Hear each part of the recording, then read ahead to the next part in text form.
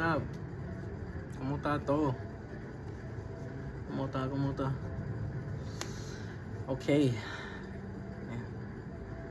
Ah, 6 months now. Aquí en PR. And man, there's so much to catch up on. Alright. Where do I start? Tú sabes lo que está pasando primero. El conejo malo. Okay, we'll start there. I went to a concert. One of my first concerts, actually. And my first concert. And I saw Bad Bunny. That was crazy. He was super live. Everybody, he definitely has the support of the people from the island. It makes sense, but yeah. There's so much to talk about. I'll probably just start with a spin-off or an add-on to the last video. And I said I'd follow up and I'd tell you guys which beach I was going to. It's been way too long. I'm gonna start trying to do videos more often. Thank you for your patience and thank you for watching. And if you want to see more, subscribe, give it a thumbs up, ask questions, anything. I'm an open book. I'm definitely gonna talk more about the air traffic control career because obviously I've been into it for a little while now. You do so much so fast in this career that you get old fast, if that makes sense. Yeah. Estoy practicando mi español cada día ahora también, so that too. But one thing I want to talk about was the beaches. So the first beach that I went to that I told you that I was going to last time was Isla Verde, the beach in Isla Verde. I like that beach a lot. It's like everything's bright. The water's bright. The sky is bright. Obviously when it's sunny, right? And the sand is bright, la arena. All of the hotels for the tourists and things like that, the people that come to visit, are on that strip on the beach. And it's kind of a long beach. You have plenty of space to sit down. You could be, there's not a lot of shade, so that part is a little bit that's something you got to consider when you're going there. The hotels, they have guys walking around and they're drilling holes in the sand and they're putting umbrellas down. But if you're not staying at the hotel, some of the places are reserved for guests of the hotel when they go to the beach, so that they have beachfront, out of the hotel. So if you can't sit there and it's reserved, bring your own. Definitely bring a hat. Definitely put on sunscreen. That's for sure. But it's nice. You can walk to the hotels and things like that. They have bars in the front, and you can go and get a piña colada or criollo, whatever food they have at the different hotels and things like that. But it was really nice. There are a lot of tourists out there. So if you want to stay around that type of vibe, you can definitely catch that there. After Isla Verde, the second beach I went to a few beaches, but I'll name 10. They all have different vibes and different experiences, but that was the first one in Isla Verde. Besides that, it's really cool. It's really hot, and the sand gets really hot too because there's no shade. There's not a lot of trees. It's just the sand and the beach. And that one, when you first walk into the water, it has a lot of like algae and moss and things like that you have to go through. It's like about 5 feet of it in different areas, sometimes a little bit more, sometimes a little bit less, but keep that in mind as well. But there's that. The second one that I want to talk about is Piñones. I went to Piñones. Si te gusta mariscos, if you love seafood and things like that, Piñones has some of the best seafood. That's when you start heading a little bit further east towards Loíza area, and over there, Piñones is really cool. It has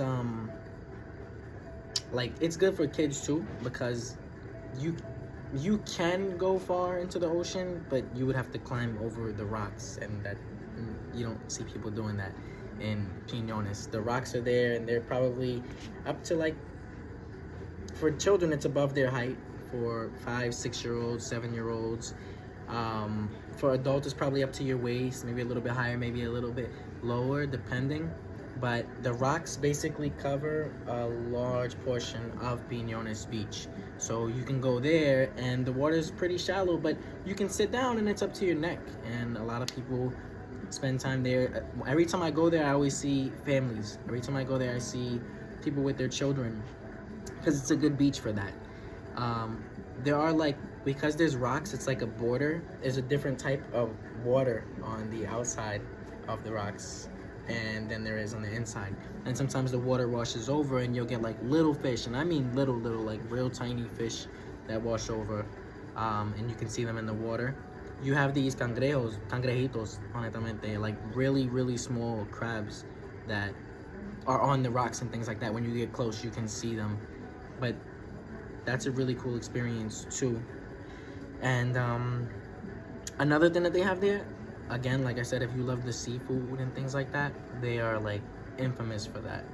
Chinchorros, like little restaurants on the side of the road that you can go and, you know, get food for really cheap and a really nice amount, and the flavor, the sabor, it's really good. I would definitely recommend that if you're into that.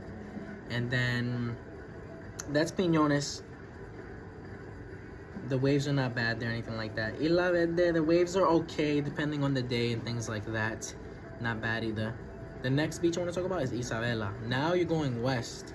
When you start headed towards Mayagüez, Isabela, I went over there one time.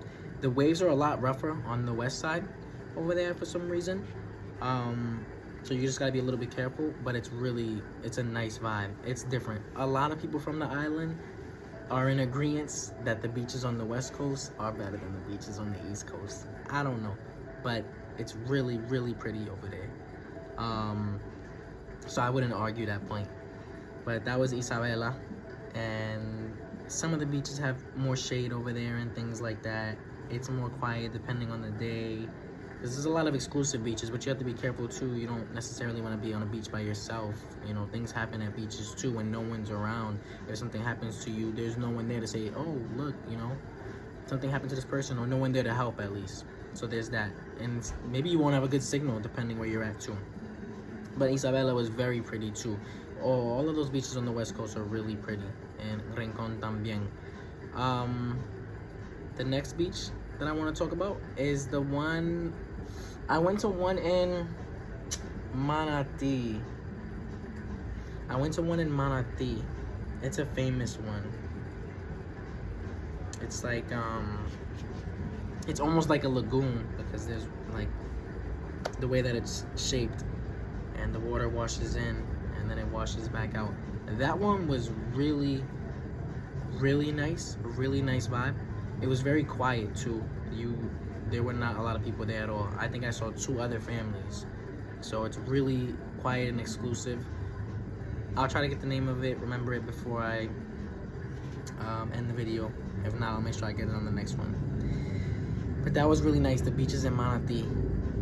You start to go west, it's maybe 45 minutes west of San Juan, if that's the area that you're in. And it's also north, so that's a nice area as well. After that, I did catch, I went on a boat with some friends that I made here. And I went to Cayo y Cacos. So it's like a small island off the east coast of Puerto Rico, like really small. Not as far as like Vieques or Culebra.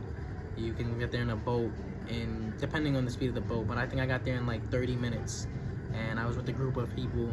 There was a lot of people on the boat, maybe 30, 40 people, guests and things like that. I went with some of my controller friends from the tower and the center and things like that. We were over there. That was cool. That is hands down the most blue water I have seen anywhere when I went to that island there. That was really nice. It was shallow too, like crystal clear, and then the further it went out, it got very light blue, and then obviously when you get really deep, it's dark, deep blue. So we were there for a little while. We had lunch, then we left. On that boat, by the way, I think it was like $130. It was like an excursion. You pay $130 for the day. It's like a 6 to 8 hour event.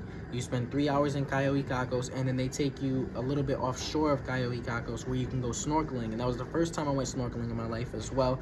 That was amazing, because where they parked the boat, you go underneath and you can see the coral reefs and you'll see other fish and things like that, and they're like right around you. You don't realize it because you're deeper in the water and the water's deeper blue. But when you put on the snorkel and you look through the goggles, you realize like, wow, the fish are right there, less than a foot away from you. So it's a pretty cool experience. And some people were buying like, or bringing these clear packs that you could put your phone in, and it was like a case in a sense where you could record without damaging the phone. So that was pretty cool too. I saw that. That was one thing I wish I would have done, so I can, you know, have that memory. But I remember it. But at least have a video to reflect on. But yeah, that was Cayo y Cagos. That's east. You leave from Fajardo, which is east. It's like a 40-minute drive to Fajardo, then a 30-minute boat ride. We stayed at Cayo y Cagos for 3 hours, left and went to, I don't know, a couple miles offshore of Cayo y Cagos to go snorkeling for a few hours. Got back on the boat, went back to Fajardo, went back home. That was that. The next one I want to talk about is Escambron. Escambron is in San Juan as well. That's a nice beach. You don't usually see a lot of tourists at that beach, so you'll really catch the local vibe there. You'll hear the salsa, you'll hear the reggaeton. The vibe, the culture is just a little bit different there. That was a really nice beach that I went to as well out there. And there's different parts. Some are more quiet than the others. There was one part that I went to where there were guys on jet skis, and then I went to another part where jet skis were not allowed because there were literally manatees in that same water. So they have this setup over there where you can buy like not a canoe, a paddleboard. You can rent a paddleboard. Some of them were clear on the bottom too, but you can rent a paddleboard. I don't know the price because I didn't rent one that day, but you can rent paddleboards and you go out 50, 60, 70 feet and you will literally see the manatees underneath you.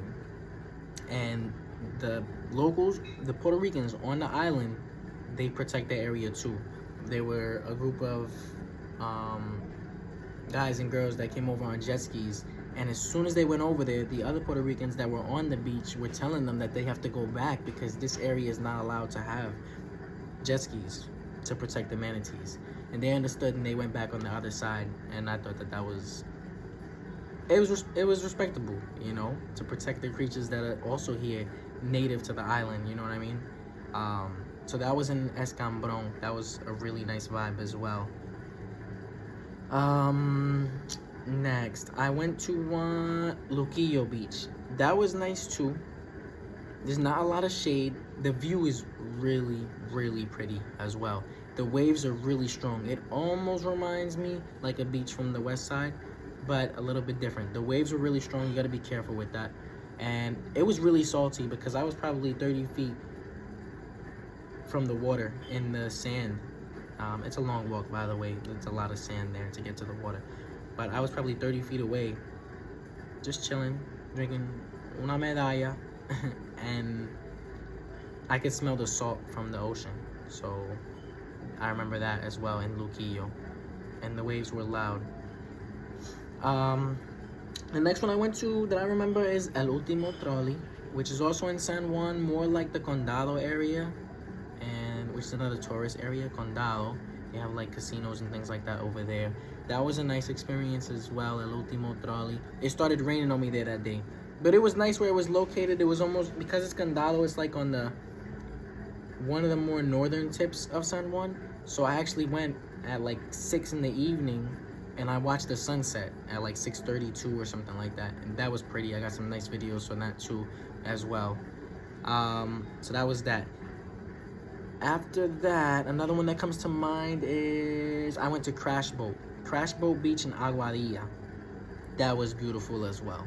Crash Boat Beach. There were a lot of people there, and they were like, so you have these guys pushing carts around. Y tiene helado, mantecado, piraguas, like snow cones and things like that. There was a lot of those guys out there. There were people snorkeling. There was like a dock that kids were jumping off of. It was a long dock. There was probably like 60 kids up there waiting to jump into the water one after another. And then there were, oh my god, un montón, that boats. Like, there were guys with little boats, just boats, where they were playing music loud. And one after another, they would come by and then they go away. And then they come back. And then there were so many boats out there that were doing that, playing different songs. And it was a nice vibe because the people that were at the beach and not on the boats, because the music was so loud and they were fairly close, they were catching the vibe too. So they were in the water dancing and drinking and everybody was having a good time. So that was really nice too. I have a lot of videos from there. But that was Crash Boat Beach in Aguadilla. That was really pretty too. It was hazy that day because in Puerto Rico, at a certain time around the year, we get a lot of sand from the Sahara that blows from Africa. And it was hazy that day, but it was still real nice, real pretty. It was a nice vibe there. And then I went to Survival Beach, which is also in Aguadilla, when I was staying in Punta Borinquen Resort in Aguadilla. In Punta Borinquen Resort, they also have an Air Force base museum. So they have a lot of artifacts and things like that. And from the 1900s, when they were defending there, it was a base at one time. And that's actually what Punta Borinquen Resort was converted into, a resort after it was a base. But it was originally barracks for the soldiers. So I thought that was a cool experience as well. I bought a t-shirt from there, checked out all the artifacts, explored it a little bit. That was cool. And that was Survival Beach. Survival Beach was really cool as well. It's right behind the resort. You literally exit the resort, you make a right, you make a left, and Survival Beach is right there. It's ridiculously close. And it's fairly cheap considering the views and the service that you get. They have nice, a nice bar in there, a nice pool area for the kids, and then the beach, obviously. Survival Beach is dangerous. I'll definitely say that. And dangerous in the manner of, it didn't look like there were a lot of people there. There were a lot of creatures in the water. I saw this black and yellow snake that I did research on after, and it was literally a water snake. There were a lot of these little like mollusks types of things that were in the rocks and things like that. And the rocks had other rocks inside of them that were like stuck in there. It must have been formed for years like that. I have videos of that as well. And you got to be careful. That's a beach that you go to, and you definitely want to bring pool shoes because you're not even 100% sure what you're stepping on, and that's risky, you know. But that was a nice vibe too. That's a little drive because it's in Aguadilla, so from San Juan, from where I was at, it was at least 2 hours, depending on the traffic. Sometimes the traffic is bad, but even if it, you know, you're flying through, it's still a lot. I know I said in the last video that I was working on getting a car. I finally got a car too. Una Corolla. Algo sencillo. So I went with that, and yeah, that's it. I just wanted to touch on the beaches today and the experiences that I went through when I was there and things like that.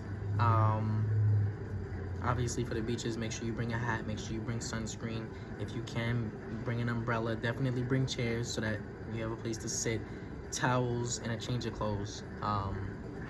And maybe another towel or two or something that you can put in your car so that you can not have to deal with cleaning up the sand so much when you're done. And that'll make the experience so much better before and after. Besides that, that's it. That's all I wanted to touch on for the beaches. That was really cool. And I'll probably touch on the different cities next in my next video. There's a lot I want to talk about with that because I've been all around the island now. And then I definitely want to make another video talking about air traffic control in case anybody has questions about that. It's a good career. You sacrifice a lot, but it's still really good. I would say it's worth it. So, yeah, next.